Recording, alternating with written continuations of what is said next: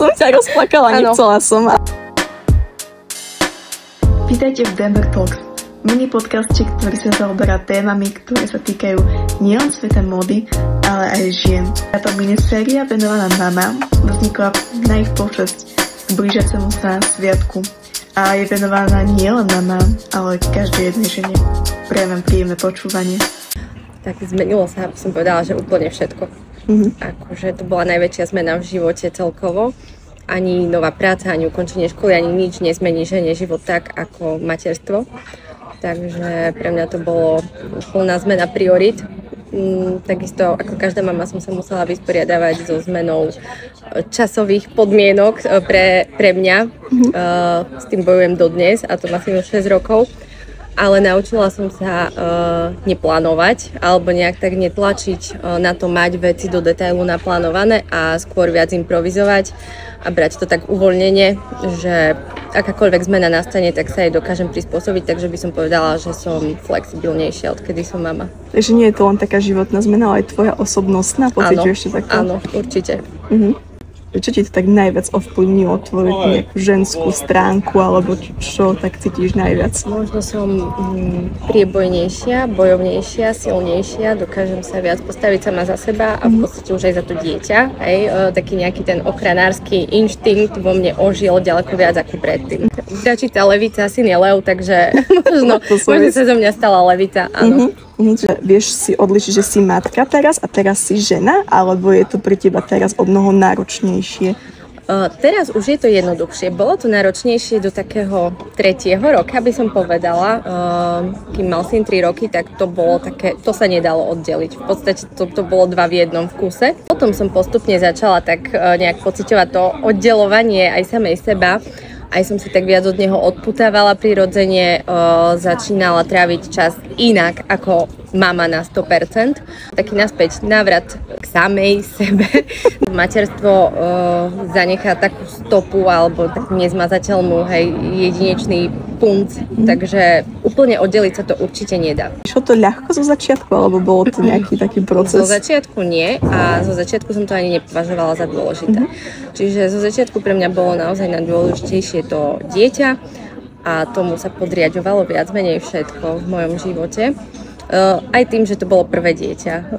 Myslím si, že pri druhom dieťati v budúcnosti to už bude trošku iné a že už bude možno trošku taká sebeckejšia, egoistickejšia, ale neľutujem nič z toho, ako som to mala pri prvom synovi a myslím si, že tak to malo byť. A myslím si, že spoločnosť vyvíja veľmi veľký tlak v dnešnej dobe na ženy. Jednoznačne je to smutná realita dnešnej doby. V podstate od žien sa očakáva dokonalosť. Mali by byť dokonalé matky, dokonale upravené, štíhle, s nejakou dokonalou robotou, nefrflať, mať doma upratané. Takže ten tlak je tam určite obrovský. Na čase to trochu zmeniť a byť k sebe láskavejšie. A čo myslíš, že by to zmenilo? Viac o tom hovoriť. Viac o tom hovoriť, že je v poriadku nebyť dokonale úplne vo všetkom a nemať všetko na 100% tip-top. Určite tá diskusia medzi ženami. Lebo v podstate sú to tie ženy, ktoré tlačia na ďalšie ženy. Nie sú to muži, sú to ženy. Čiže to je ten paradox najväčší, že žena očakáva od ďalšej ženy, že prečo nie si, prečo frfluješ, prečo sa sťažuješ, prečo veď len pridaj, zaber. Myslím si, že dnešné mladé dievčatá, ktoré sú dosť ovplyvnené sociálnymi sieťami, majú na to skreslený trošku pohľad na to, čo je to byť ženou a matkou? Ja si myslím, že áno a že sa mnohé aj boja preto materstva. Aj v mojom okolí mám viacero takých prípadov žien, ktoré hovoria, že materstvo to nie je pre mňa. Hovorím, prečo si to myslíš? Nie, nebudem mať čas vôbec na seba, všetko sa bude točiť len okolo dieťaťa. Tak OK, dočasne sa bude, ale nevidí v tom to pekné, čo to materstvo prináša a to, ako ju to dokáže naplniť. A to, že ten život materstvom zďaleka nekončí, by som povedala, že dáva mu to iný rozmer. Alebo by si to odsunula o nejakých pár rokov? Ani o sekundu. Určite nie.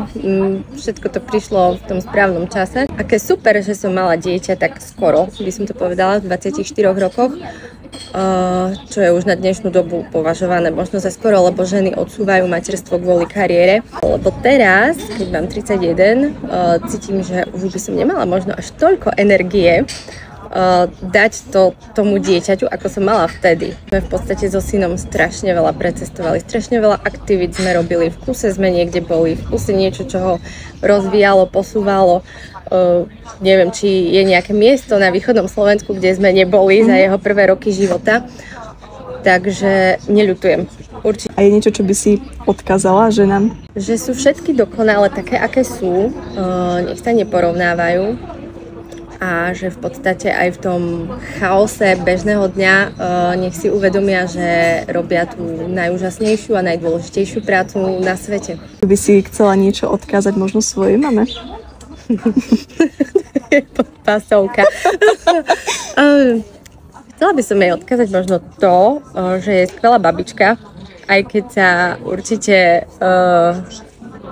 To sa jej asi nezdá, že by som toto povedala, ale je, až mám teraz slzy v očiach, pretože je milión vecí, na ktorých sa nezhodneme momentálne. A že ďakujem za to, akú ženu zo mňa urobila. To je krásne.